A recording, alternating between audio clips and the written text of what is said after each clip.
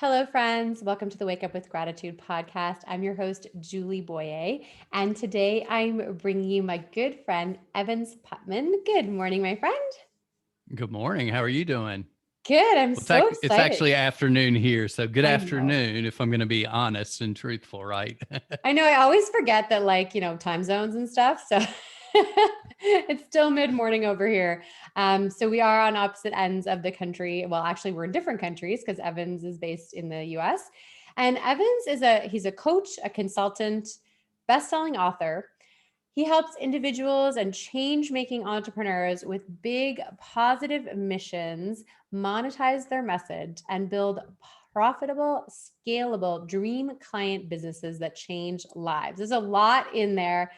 I'll tell you from what I know personally, working with Evans, is I met him and Michelle Abraham through their incredible Facebook group, which I will make sure we link to in the show notes, because they created this incredible group of podcasters and those that want to be podcast guests or those that want to have a podcast. We've all come together in this group.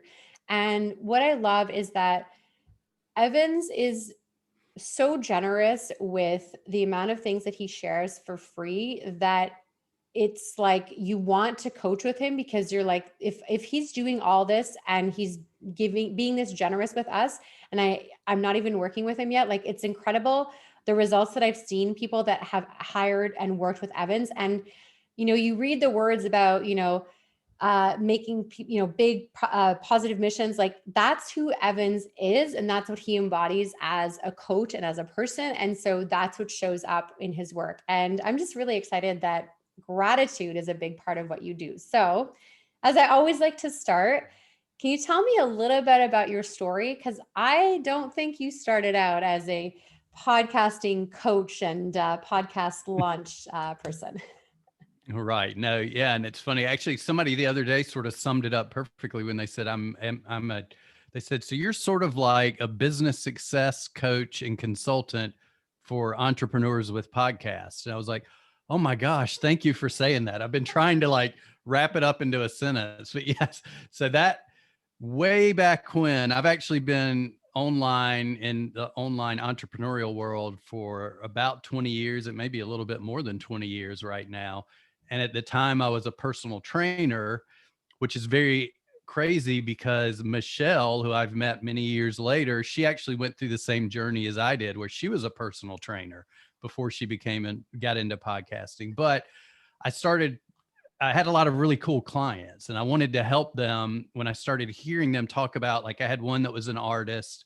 I had another one that she made these like gas lanterns from hand and then sold them.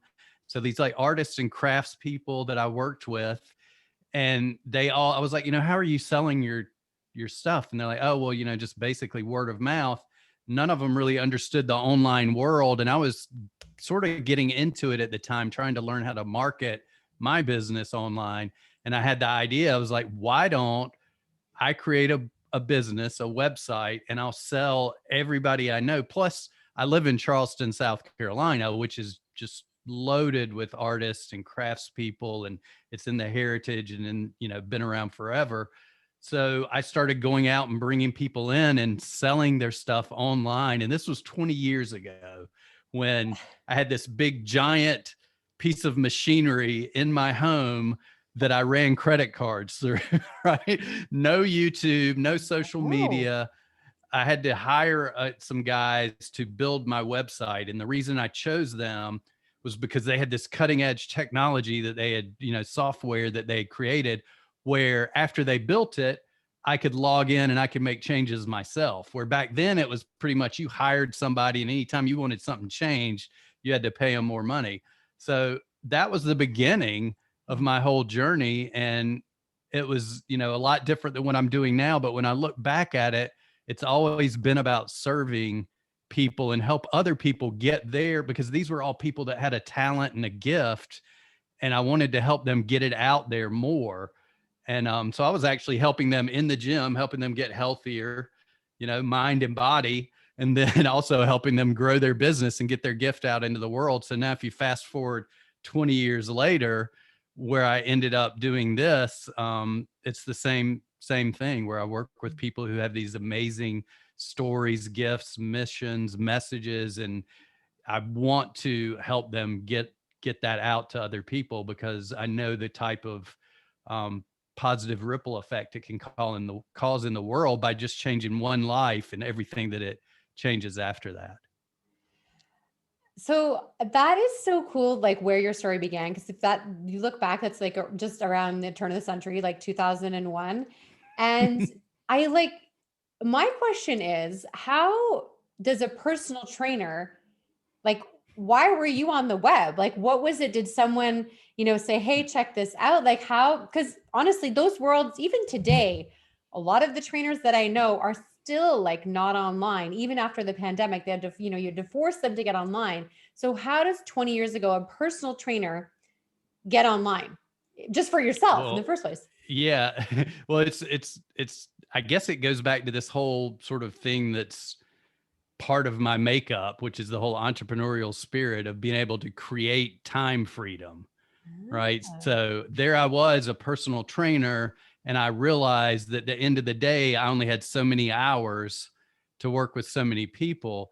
So I started going online and I found some people that this was so far back, but they were actual coaches who they were selling systems like marketing and sales systems for how you could grow your business.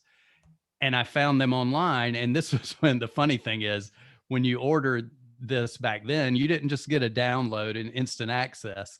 Get this big giant notebook that shows up in the mail full Mhm. of CDs, Yeah, right? yeah. And not even videos. You just have No. to listen to CDs. I don't even know if people still have CDs, but that really got me interested because then all of a sudden something lit the marketing bug in me because instead of focusing on how I could grow my business, I started really getting interested in how they were marketing to me on their website and how they were selling. And then I actually reached out to these guys and was like, you know what? I'm just going to call them and figure out if there's something I can do. And what I did, it was one of these things where now that I look back at it, I'm like, I'm so glad I made that decision. But I actually just reached out to them. I'm like, look, I have a background in writing and editing. And what I'm starting to do, because at the time, what I sort of moved into was I was reaching out to personal trainers who had websites online, and there weren't a lot of them. You're right. And if they did, it was just like a one page sort of brochure. And the writing was, I'm not a perfectionist in any way, shape, or form, in grammar, especially. Um, but I would look at their websites and I would see how, you know what, they don't even have anywhere for somebody to like reach out and contact them. They don't have, they're not like, their wording isn't good, their messaging isn't good. So I was reaching out to them and giving them like free audits to their website and then having them hire me to write the copy for that. So then I reached out to these guys. One of them, I think his name was Ryan Lee. I think he does something totally different now, but I can't remember the other guy that worked with him. But they were both, in my mind, they were like, these are like these amazing rock stars, like out there. They're running their own business online. They're making all this money. They're helping other people. But I reached out to him. I'm like, look, is there any way I could piggyback on your services? You guys can offer like free website audits from me as a bonus to your courses that you're selling. And that sort of kept moving everything forward. And then eventually it it was funny because I left the personal training world and I slowly moved into the marketing world. I created another business online called Perfect Golf Vacations, where I just wrote content and sold golf packages because I'm in a big golf area down here in the South. But I sold golf packages all over the world, even up in Canada through this company. So I would walk out to my mailbox and there'd be this check just sitting there for like $500, $700 from a package that sold through my website. And it just kept steamrolling from there, where I kept doing more and more things until, I've pretty much done everything from SEO to building websites to doing marketing to now, podcasts, everything here and there. I've sort of figured it out along the way and learned how to do it. And it brought me to where I am now. Evans, you said something there that is more obvious today, but certainly was not back in the early 2000s, which was you were doing things for free out of a desire to be of service. And that it's a lot more common today, like to have the, you have the free thing, and then you have the less expensive, and then you have the big package. But you had this, like, almost a knowing that if you were just generous with your time, that it would turn into business. I think that's a step that a lot of entrepreneurs struggle with. Like, how much do I give away for free so that I'm still able to like make money, but I'm not giving away all my time? Like, I find that even myself, I struggle sometimes. I'm like, I'm doing a lot for free. Should I be doing more? Should I be doing less? Like, how, or did you just kind of know that that was the way for you to attract more business? I just didn't know anything else to do Ah, except for like, I want to figure this stuff out. And how am I going to approach somebody that I have no idea who they are, that's doing something that's very successful? What can I do? So that's really how it started. I mean, I've even done the same thing in my career. I was a basketball coach for a few years because I came out of college, and I actually reached back out to, a coach. I volunteered my time. I coached for free. And a lot of it was because it was a little bit selfish, because I wanted to be around that and I wanted to coach and I wanted to help. But it made me feel great being around these kids and seeing how they progressed, and, seeing their lives change too. But where it really clicked, I think, is if you fast forward hmm, to probably just like 3 years ago, 4 years ago, when I was working with my business partner at the time on a podcast. And this is where I moved into podcasting, because probably I was at the time, I was doing really good right before podcasting. And I was a freelancer, I was a marketing strategist, making good money, working too many hours. And the crazy story that happened was my wife was actually working at the time too. And we had a young daughter who was probably, gosh, like 3 or 4 at the time. But my wife, she was working as a general manager for a really nice restaurant here in town.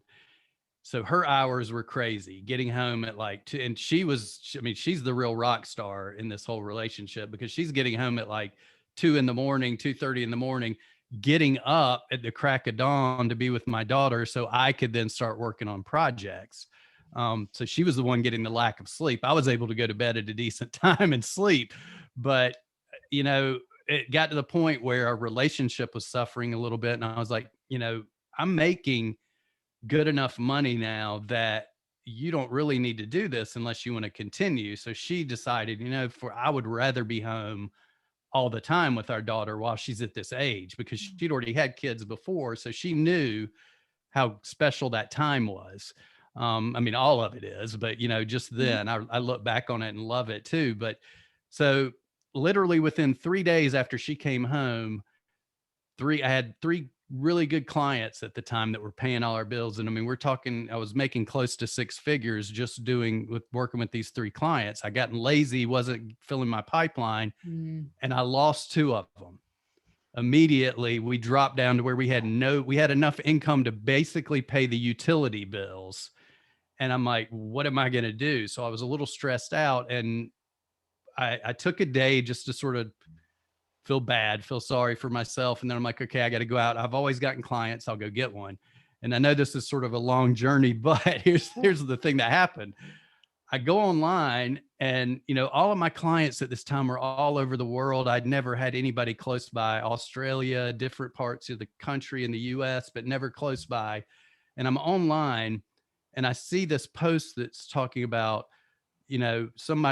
somebody's needing somebody to help write show notes for their podcast. And I Mhm. was like, that's not even, that's something I would have done 10 years ago. Probably the pay was so low and the skill level was low. So I just sort of blew it off. I went on, kept looking at other things, and that, for some reason, it stuck in my mind.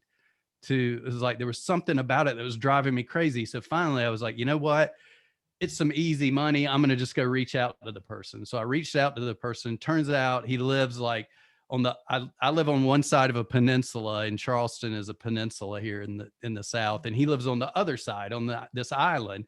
And we ended up meeting, and it was amazing. It was like he was this perfect match for me, like the perfect person. Great. He ended up being a mentor and a friend. He was very give first, serve first attitude. It also been number one in the world for two different real estate companies. It had sold $1 billion with a B in real estate. In our first meeting, I'm expecting this guy to come in, in his suit, all buttoned up. I look, this guy comes walking up to the table. He starts looking at me. He's like, "Are you Evans?" And I was like, "Yeah." And I'm like thinking, this can't be him. And he's got like this sort of faded, like t-shirt on, flip flops, like cargo pants, a backpack. And I'm like, this guy is awesome. I was like, it turned out to be a great relationship, but that's how I got into podcasting. But what I learned from, I know this has been a long sort of segment, and I just wanted to share the way that really hit me with the whole free thing was one of the strategies that we started implementing in our business when we were together, because we had done great. I helped him grow his podcast to over 150,000 listeners every month Oh, using just organic strategies, wow. getting out there, putting some things. The thing that was great was he never said, "No, let's try something else." It was always like, "Whatever, let's just try that." And Yeah. so there was no worry if it was going to work or not. It was just like, let's just try it, because I was trying things that came from my content marketing strategy days. It was totally different than what most podcasting people were doing. So we grew really well, but the revenue wasn't coming in that well. In fact, it was just like here and there. And there was a point where we were going to have to make a decision, because at this time I had become a partner in the business. I went from working with him to becoming a Oh, partner. And we're like, okay, we got to make some money. And we were struggling selling. And we actually flipped things over. We decided, you know what? We're going to just start giving everything away for free and not worry about selling and just see what happens. So we created this free resource area that had, at the time I left, there were over 200 free items in it that were usable items to help real estate agents grow their business. They could just go in there, take one, and we pushed people from the podcast into that free resource area. Never once, before we were trying to sell in the podcast. So we quit doing that. We're just like, go get this free agent success toolbox, go get this free toolbox, free members area, free. It was always free, but very valuable. right. And people started buying. I mean, people started approaching us wanting to buy. So by implementing that strategy, we built such an amazing tribe of people that just followed us, that were loyal. 80% of our best buyers came from people that came through that list. But the next 12 months, we went from basically $0. If you start at like a, a starting point, from zero to 500,000 in sales by not selling. Right? So how crazy is that? It's like, Oh, that's where it really hit me though. It was like, oh, you know what? Serve first. yeah. The podcast was all about serving, about moving people one step. First, they're a bystander, then they're a listener, then they're a lead, and then they purchase from you. But if you over deliver and continue to give them a great experience, they continue to buy and buy, and they send other people to you to buy as well. They become a raving fan. Exactly. That's Yeah, exactly exactly. it. There's a lot of such goodness in what you shared. I love it so much. And the thing I want to just pull out of that is that, you know, free with value, because we're in a world now where, first of all, there's an expectation that you're going to be giving away stuff for free, right? Like that has Hmm. become a really big thing that, everyone has a free offering. What you said, and I think this is a really good takeaway message from your story, is that it was free with value, and you continue to build up this resource center. And what's interesting is like the whole membership thing is also a new stream of revenue for a lot of people, but you chose to keep the resources, this private area, as still as a free offering, which is actually more rare today for sure. People are charging for that, usually a small fee, but it's one of their revenue streams. But by keeping it accessible and free, there is sometimes, like, when you really invest in working with somebody and they've given you a lot for free, like sometimes you just like want to buy their stuff, right? because you've built that relationship, you're just excited, and you're like, wow, this person really is amazing. Like, I wonder what would happen if I actually invested in one of their programs. And I've done that with many of my mentors as well, that give them so much free stuff. And I'm like, well, what if I actually like invested a lot and actually went and did one of their programs? So I love how you shared that. And thank you for sharing the transition of how you got into podcasting. Now, you and I had a great coaching session together, which was super helpful and a lot of guidance for my podcast as well. And I'm still learning because my business model is different than because I'm not really a coach, right? Like a lot of my coaching is done through my USANA, my network marketing business. So I don't do a lot of private coaching, but I have so many ideas from you. But something that came out of our chat together is because we were talking about how gratitude and wellness are connected, because that's really what I do. Well, wellness, well-being, and gratitude. And you said something that I've asked if I can use because it's so clever. It is that gratitude is the spark that opens the door to wellness. And this comes back to your own personal story from your own health and well-being. So you were a personal trainer for a number of years and then you left that field. So what happened from your personal well-being standpoint? Well, when I was, when my daughter was born and we started working and we had these crazy hours, before that, I still took decent care of myself, but I slowly stopped taking care of myself and I was working more. And even when I moved into working with Pat as a partner in that business, Mhm. because then I felt even a little bit more stressed because it was like, I'm this business owner now. So 24/7, I'm thinking, I'm doing, I didn't give myself any time to take a break. And I found myself at one point about probably like 40 pounds heavier than I am right now. I mean, I look at some of these pictures, and one time I looked at this picture where I was with Russell Brunson from ClickFunnels when I was at one of their events, and I'm getting my picture with him. And when they sent out all these pictures, you had to scroll through and everybody's picture that was there. And I'm looking through and I went right past my picture because I didn't even recognize myself because I was so like bloated looking and overweight and just not healthy. And at the same time, too, when you talk about wellness, we both know it's not just physical, it's also mental and spiritual, too. I'd throw in there. Mhm. And mentally, I was short tempered. I was not thinking well. I was angry a lot. I was full of stress. And so eventually, what happened was when I left working with Pat, we had so much success.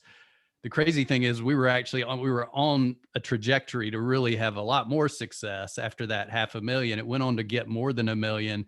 But I told him at one point, I was like, I want to go out and start sharing what I did for you and for this business with other people because I can create a bigger impact. And of course, he was like, how can I help?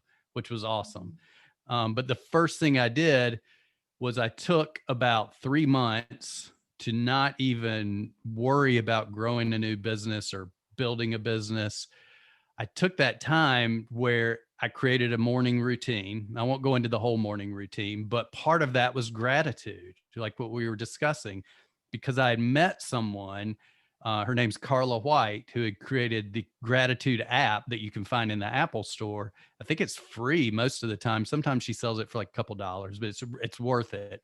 But I had met her in person. I'd heard her story, and that, if it wouldn't have been for that, I don't know if I would have started gratitude practice. But because I knew the person and I saw what she had done and how it had changed her life, and she was just like, you got to start adding this to your morning routine. And I was like, okay. So every morning I would get up, amongst other things, I'd do something physical, something mental, and something spiritual. So I did some meditation, I drank water, I exercised, but I made sure every day I had a gratitude practice. And at the time, it was really just getting out my phone with the app and just writing out 4 or 5 things that I was grateful for. Didn't matter what it was, because that's one thing she taught me. Like, don't try to like get all, thinking about the perfect thing to write. Just write what comes on your mind. Like, so I'm sitting there, I'm like, I'm grateful for this sunshine on my face this morning, things like that. And I kept doing it and kept doing it. And I noticed just a huge change that happened to me overall well-being. For one, I took it upon myself to get healthier and I dropped about 30, 40 pounds. along with my wife. We both did it together. So that was great because I had an accountability partner. But the thing that hit me the most, and this was something that it was well worth it, if anything, if nothing else ever worked out the rest of my life, just hearing this one thing from my daughter. I came in at the time, my daughter was probably, she's 10 now, so she was probably about 7-ish, maybe at the time, 7 or 8. And she just, out of the blue, she looks at me and she's like, you know what, Daddy, there's something I really like about you. You don't yell at all anymore. And I was like, oh my gosh. I was like, it is so worth it. No matter what I did, everything I did up to this point made that one moment worth it. Right. So, but I can tell it has totally changed my outlook on life. It's changed who I work with now. I was grateful. I'm grateful to actually meet Michelle Abraham, who you mentioned earlier. And through her, I met you, and I've met all these other entrepreneurs who are, very heart-centered, giving, serve first. They really have positive messages and missions. And I put that in my mind. That's who I wanted to work with. And by doing that every morning, that morning practice, gratitude, meditating, it just, one day I sort of found myself in the middle of it, and I sort of look around and I'm like, I'm surrounded by the people that I always wanted to work with. And now I'm surrounded by them. So it was just amazing. And it all started with nothing crazy. It wasn't like I had a journal. I didn't have I just pulled out my phone and wrote 4 things down every day. And then it changed over time to where I would actually write in a journal and write it out. And then sometimes now I actually sit, when I'm meditating, before I finish meditating, I sort of end with almost like a prayer where I think about how I'm grateful for 3 or 4 things, and I think about who I'm grateful for. And then one of the things I always do is that I always think, I just ask that if all sentient beings, if like they can just experience one moment of non-suffering during that day, just one moment, and become aware of that, then maybe it'll spark something in their lives where they continue to move forward like that. So it's been a game changer, just starting with gratitude. And that's the funny thing is that's what Carla White told me when she told me her story. I was like, how can all of that big of a life change come from just writing down like 4 or 5 things you're grateful for? And then I look back and it's like it changed. Doing the same thing worked for me. It was the same formula. It was just amazing. I feel like, you literally just embodied this podcast, which is the Wake Up with Gratitude podcast. Because the one thing, if I can encourage people to do one thing to start their gratitude practice, is to choose to wake up with gratitude as part of their morning practice. And like you said, it doesn't matter what it looks like. It's just a matter that you do it, and that you do it over time, again and again and again. I love the idea. I mean, it's funny because when I first started my gratitude practice, which was a decade ago, I did start writing it on actually my old tablet. I had an old BlackBerry tablet, and I don't even know if you remember those, but I do remember Blackberries. I don't remember the yeah, they had tablets. a tablet. They were one of the first non-Apple tablets. And I used to write my gratitude in it every night. And then my tablet crashed and I lost it all. And so I was like, I'm going to start writing in a journal. But that's the point, is I started with what I had, and where did I just had that with me at the time when I was at a conference and just started writing in it.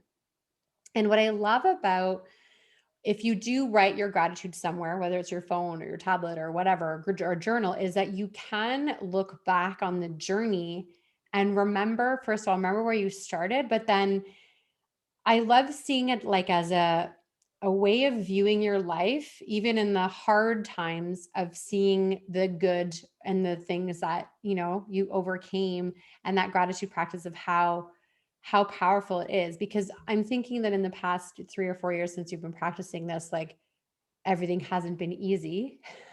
Life has, thrown No. you curveballs. But the continuation of the gratitude practice, and it's one of the easiest things we can do to start on our wellness journey, right? On our, it's hard to start an exercise program, right? It's Hmm. hard to like put your shoes on and go for a walk. Like, that is hard, but writing down a few things that we're grateful for in the grand scheme of things we can do to improve our well-being is a lot easier. So Yeah. Well, one of the things, real quick, I'll add Mhm. this too, is that, I was really, I was always hard on myself, or I wouldn't pat myself on the shoulder. But what you mentioned, and I used to tell, it's funny because I used to tell my clients this when I was a personal trainer, when they would come in and they would be so stressed out because they sort of went off their routine over the weekend or something, and they felt so, I'm like, but hey, I probably didn't say be grateful, but now I would, right? But back then it was like, give yourself some grace and give yourself some credit that you were here 3 days last week. That should be something to be proud of. And then it's okay if you don't beat yourself up over that one thing. And I found myself doing that a lot too over these past 3 years or so, where slowly, by doing the gratitude practice, slowly I shifted from thinking about, well, I didn't do this today, or I didn't get this done today, to I got this done Yeah. today. I did this today, so it's totally flipped the way my mindset works. And it's sort of funny because I think about basketball when I used to coach basketball, right? You coach the fundamentals. You're teaching, like, I can teach anybody to shoot a free throw. I can teach anybody to shoot a jump shot by doing specific things, like doing a journal, like doing a gratitude practice. But then eventually it just comes second nature, where Yes. you're just out there playing basketball and you're not thinking about, okay, is my elbow in the right position? Am I doing this? It's the same thing with gratitude practice and with well-being. It's the more you do it, everything just comes natural and you get into the flow of, like you said, if something goes wrong, I look at it now as like, you know what, I'm grateful that that happened, because I had a bad day, because I need to reshift the way Mm. I approach that day, because I was doing something that wasn't, serving me the right way. And without gratitude practice, I would have never looked at it that way. I'd have just been like, continued doing the same wrong things Yeah. probably over and over. So yeah, it's amazing the way just starting that practice, and after you do it long enough, it just becomes ingrained in your wellness journey and your life journey, your business journey, and you just start seeing things differently. And you're grateful for taking small steps, where before I was always like, why didn't I get from point A to point B in one giant leap? Now Yeah. it's okay to take the small steps. Yeah, absolutely. Oh my gosh. It's like, sometimes if we miss the big goals, we forget all the little things that we accomplished along the way. So you mentioned about this, it becoming a habit. And I was actually teaching my daughter about unconscious incompetence. So you don't know that you don't know. Conscious incompetence, whereas now you know that what you don't know. Then you have conscious competence. So that's now you know that a gratitude practice is important and you start doing it, but you're not very good at it. You don't remember all the time. And then you do get to the point, if you continue, to unconscious competence, which is where you just do it every day. It's habitual. You don't have to think about it. Not that you're not thinking about what you're writing in your journal, but picking up the journal, picking up the pen, picking up the app, it's just second nature to you, right? I don't go to sleep without, like, I open my drawer, grab my journal, grab my pen, and right. It's like the cue to go to sleep. Like, it's funny because my dog sleeps with me, and because my husband doesn't go to bed till later, so the dog takes the spot. And so it's so interesting. It's such a habit that I take the journal out and the dog goes and like sleeps on the pillow because he knows that once I'm done, like, I'm going to sleep. So that's what you were saying, like that unconscious competence, like we can create that with any habit, and creating it with gratitude over time really does impact all aspects of our life. Uh, Yeah. Evans, there's probably so much more we could talk about, but in the interest of time, I want to ask you one last really important question, I think, because a lot of people are wondering right now, you know, is it too late for me to start a podcast? That's a big question right now. Yeah, I know. It's funny. Actually, before I came on here, I actually saw that question. So, I didn't know you were going to ask it, but I saw somebody actually asking that same question on social media. And the way I look at it is it's never too late, um, for multiple reasons. One, because I'm a firm believer. Well, I'll start with the basic, like the out there reason. There's so many podcasts out there now, but so many people they start it and stop. They don't have a passion for it. They don't have Sure. that, they don't have that inner fire that's burning to get their message out.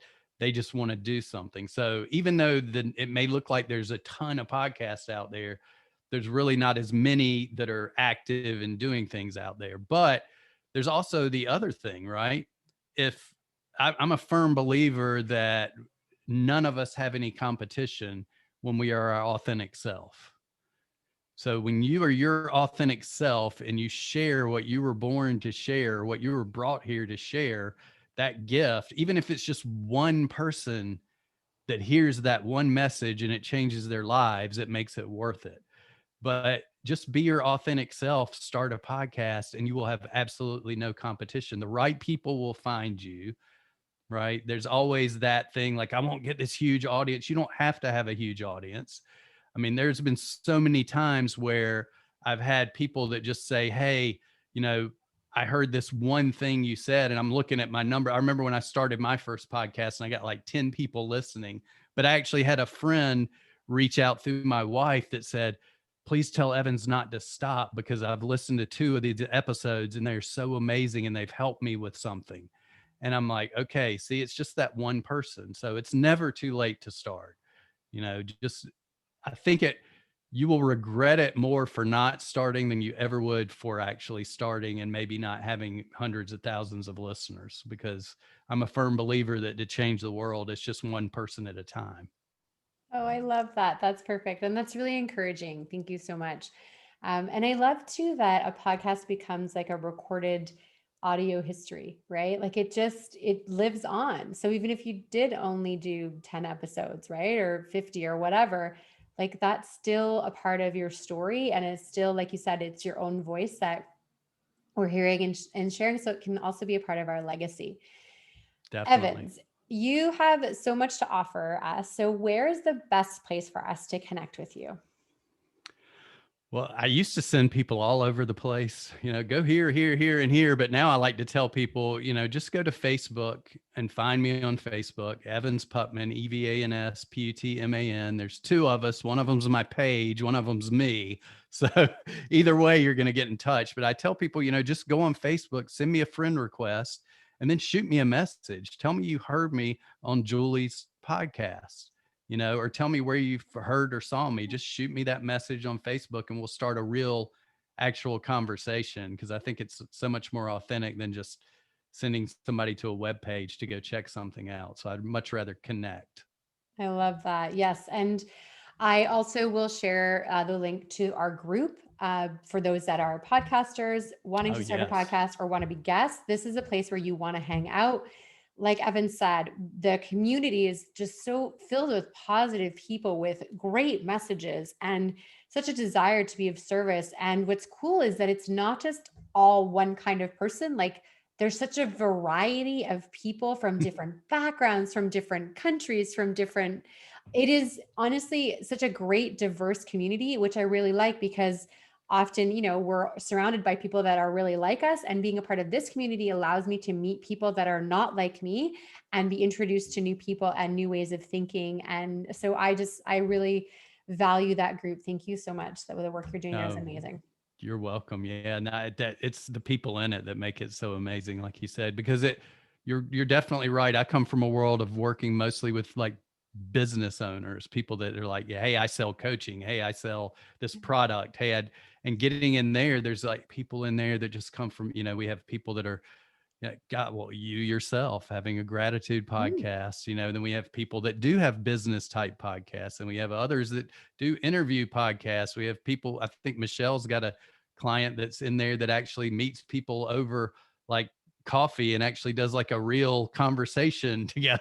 So, I mean, it's really cool, but there is such a nice, you will find multiple people in there to connect with, no matter what your interests are and where you are in the podcasting journey. Amazing. Well, Evans, thank you again for being so generous with your time, for sharing your really wonderful stories with a lot of great lessons for us to learn. There are so many great ways that we can grow, not only with our podcasting, but with our business and our marketing from what you shared. And I just want to thank you again for being a guest today. Oh, thank you. Thank you for having me, Julie.